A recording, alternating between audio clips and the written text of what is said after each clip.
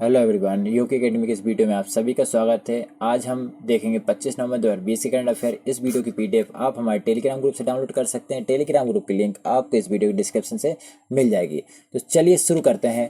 पहला क्वेश्चन है, हाल ही में एपेक 2020 शिखर सम्मेलन की मेजबानी किस देश ने की है? तो एपेक 2020 शिखर सम्मेलन की मेजबानी जो की है मलेशिया ने की है, और मलेशिया के पीएम मुइनुद्दीन यासीन ने इसकी क्या की है, अध्यक्षता की है। इस बार मलेशिया में दूसरी बार शिखर सम्मेलन का आयोजन किया जा रहा है। पहली बार इसका आयोजन किया गया था मलेशिया में 1998 में किया गया था, और अब जो आयोजन किया जा रहा है वो 2020 में किया है। 2021 का जो एपेक शिखर सम्मेलन होगा 2021 का, वो न्यूजीलैंड में आयोजित किया जाएगा। एपेक की बात करते हैं तो एपेक की जो स्थापना की गई थी 1989 में इसकी स्थापना की गई थी, और इसमें जो सदस्य देशों की संख्या है 21 है, और इसका जो मुख्यालय है वो कहाँ पर है? सिंगापुर में इसका मुख्यालय। सिंगापुर की राजधानी सिंगापुर है, और सिंगापुर का जो मुद्रा है वो सिंगापुर डॉलर है। और 21 जो सदस्य हैं उसमें सबसे पहला जो सदस्य बना था वो ऑस्ट्रेलिया बना था, और लास्ट जो सदस्य बना है वो वियतनाम बना था। इसमें बात करते हैं मलेशिया की, तो मलेशिया की जो राजधानी है वो कुआलालंपुर है। यहाँ की जो मुद्रा है मलेशिया की वो है मलेशियाई रिंगित है, और यहाँ के जो पीएम है वो कौन है?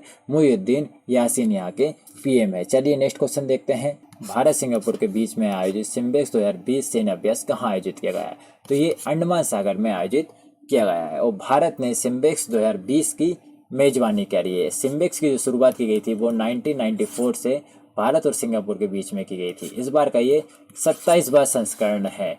चलिए, अभी हाल ही में ही सिटमेक्स भी आयोजित किया गया है। ये सिटमेक्स जो होता है वो सिंगापुर, इंडिया, थाईलैंड के बीच में होता है, और ये जो इसका आयोजन किया गया था वो नौसेना के बीच में था, और ये बंगाल की खाड़ी में आयोजित किया गया था सेना अभ्यास। बंगाल की खाड़ी में अभी हाल ही में निवार चक्रवात आया है, और धर्म गार्जियन जो होता है सेना अभ्यास वो किसके बीच में होता है? ये होता है भारत जापान के बीच में। और सी गार्जियन पाकिस्तान और चीन के बीच में होता है। तो आप याद रखना। अभी हाल ही में क्या करा गया था, एक मालाबार सेना अभ्यास भी आयोजित किया गया था। मालाबार सेना अभ्यास जो होता है वो भारत, अमेरिका, जापान और ऑस्ट्रेलिया के बीच में आयोजित किया जाता है, और ऑस्ट्रेलिया 2020 में ही इसमें शामिल हुआ है। 2020 में इसमें शामिल हुआ है। चलिए बात करते हैं नौसेना की, तो नौसेना के जो प्रमुख हैं वो कौन है? एडमिरल करमबीर सिंह प्रमुख है नौसेना के। और सर्वोच्च सेनापति कौन होता है सेना का? वो होते हैं राष्ट्रपति। राष्ट्रपति कौन है? रामनाथ कोविंद है। और वायुसेना अध्यक्ष कौन है इस समय प्रेजेंट टाइम पर? वो है air chief marshal RK Bhadauria, वायुसेना अध्यक्ष है। और थल सेना जो अध्यक्ष है वो कौन है? जनरल मनोज मुकुंद नरवाने, थल सेना अध्यक्ष। अच्छा, CDS कौन है अभी प्रेजेंट टाइम पर? CDS जो है वो है बिपिन रावत, और ये पहले हैं भारत के CDS क्या होता है? Chief of defence staff. चलिए नेक्स्ट क्वेश्चन की बात करते हैं। हाल ही में डीप ओशन मिशन किस मंत्रालय के द्वारा शुरू किया गया है? डीप ओशन मिशन क्या होता है? डीप ओशन मिशन के तहत क्या होगा कि जो समुद्री जो खनिज हैं, समुद्री जो विविधता है और जो ईंधन है उसकी खोज के लिए ये डीप ओशन मिशन शुरू किया गया है। ये करा है पृथ्वी विज्ञान मंत्रालय के द्वारा। पृथ्वी विज्ञान मंत्रालय की जो गठन हुआ था वो 2006 में हुआ था। चलिए, फोर्ब्स द्वारा जारी सूची में दुनिया के 6वें सबसे अधिक कमाई करने वाले एक्टर कौन बन गया है?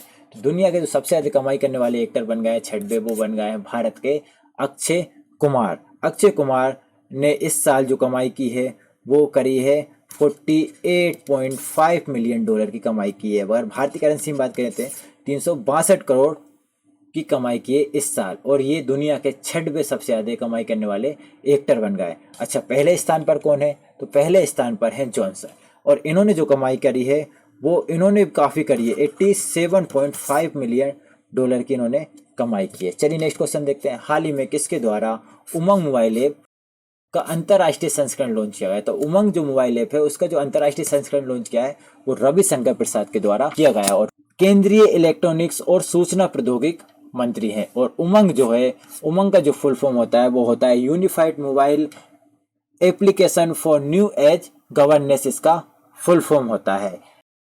चलिए नेक्स्ट क्वेश्चन की बात करते हैं। हाल ही में विश्वेश्वरैया प्रौद्योगिकी विश्वविद्यालय ने किसे doctor of science honorary director की उपाधि से सम्मानित किया गया है?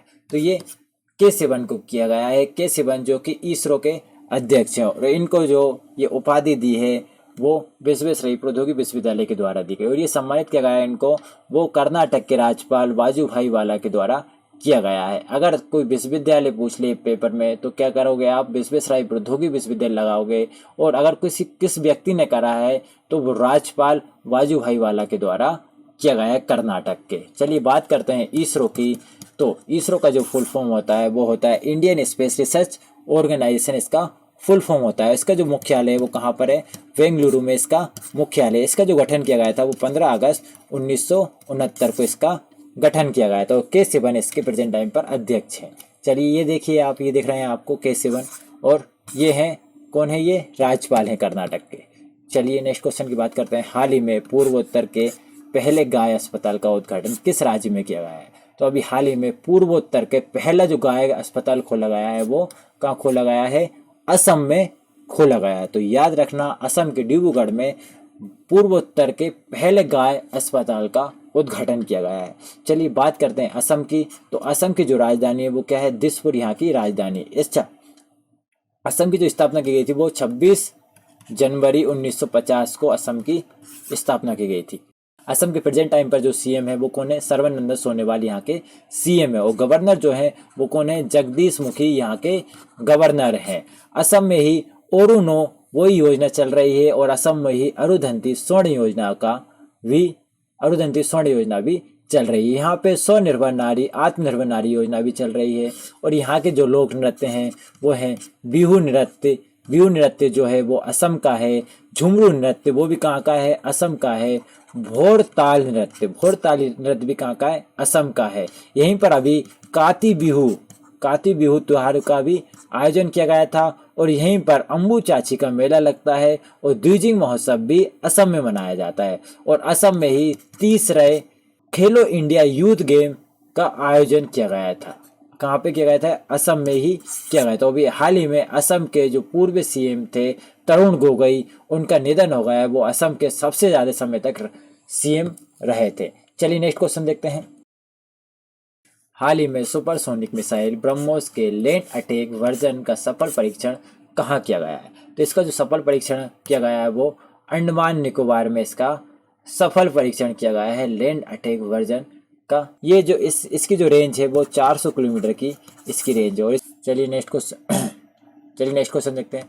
हाल ही में लव जिहाद के खिलाफ अध्यादेश लाने वाला भारत का पहला राज्य कौन बन गया है। तो भारत का जो पहला राज्य बना है वो उत्तर प्रदेश बना है। और उत्तर प्रदेश सरकार ने धर्म परिवर्तन के खिलाफ अध्यादेश को मंजूरी दे दी है।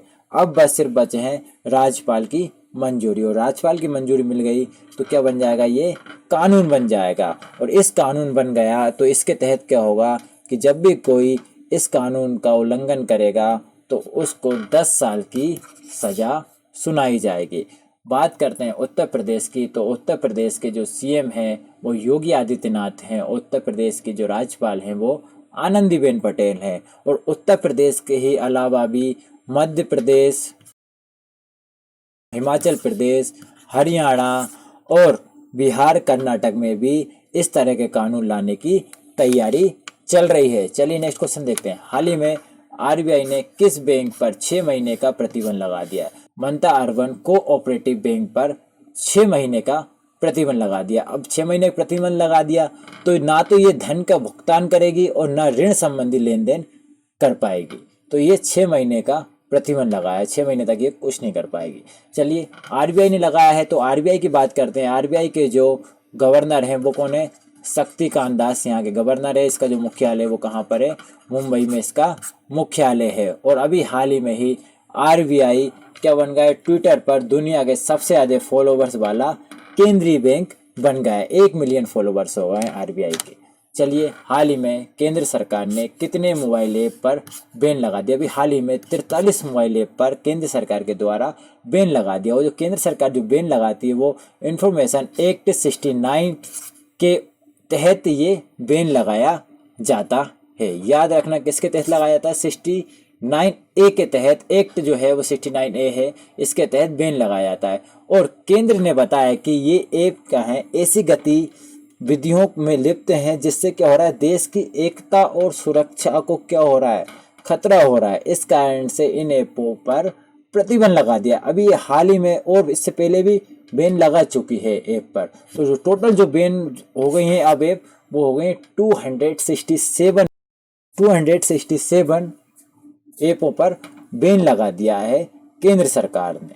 हाल ही में किस देश ने रोबोटिक स्पेसक्राफ्ट चेंज 5 लॉन्च किया है? तो ये किसने किया है? चीन ने इसको लॉन्च किया है। चांद की सतह पर चट्टानों और मलबों के नमूने लाने के लिए इस रोबोट स्पेसक्राफ्ट का लॉन्च किया है। भारत 2021 को क्या करेगा? भारत 2021 को पहला क्रूलेस गगनयान लॉन्च करने वाला। और अभी यार 2020 में क्या लॉन्च करा इन्होंने? भारत ने US-1 लॉन्च किया है।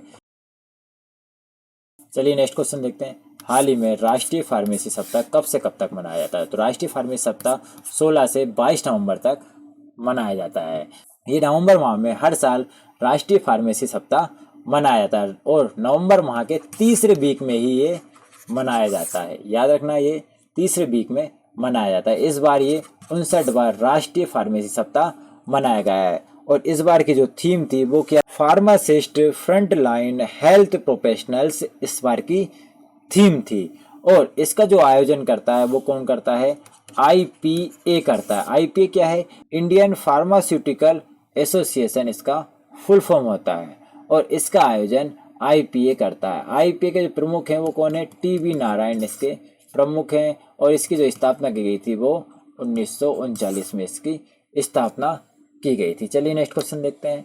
इंडियन वेब सीरीज का पहला एमी अवार्ड किसने जीता है? तो इंडियन वेब सीरीज का जो पहला एमी अवार्ड मिला है वो मिला है दिल्ली क्राइम वेब सीरीज को दिया गया है। जो दिल्ली क्राइम वेब सीरीज है वो नेटफ्लिक्स की वेब सीरीज है और इसको बेस्ट ड्रामा सीरीज चुना गया है। चलिए दोस्तों, ये भारत की पहली वेब सीरीज जिसे एमी अवार्ड दिया गया है। और जो दिल्ली क्राइम है वो जो 2012 में दिल्ली में हुआ था, जो निर्भया रेप केस, उस पर इस सीरीज को बनाया गया है रिची मेहता के द्वारा। रिची मेहता कौन थे? डायरेक्टर थे। और जो आपको ये दिख रही हैं ये है सैफ अली शाह लीड रोल में है। सैफ अली शाह जो है वो कौन है?